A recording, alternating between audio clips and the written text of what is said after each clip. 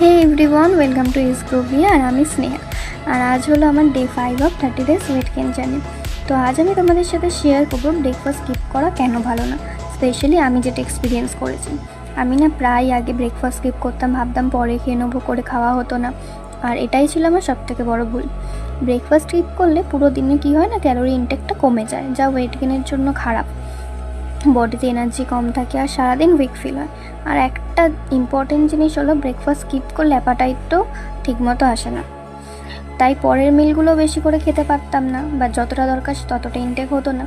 কিন্তু এখন আমি দিনটা স্টার্ট করি প্রপার একটা ব্রেকফাস্ট দিয়ে, যেটা বডি এনার্জি পায় আর আমি সারাদিন অ্যাক্টিভ থাকতে পারি।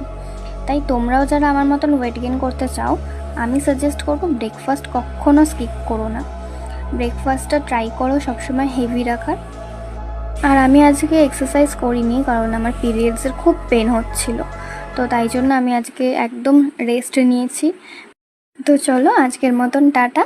আবার দেখা হবে ডে 6-এ। আর অবশ্যই আমার আইডিটাকে ফলো করে দিও।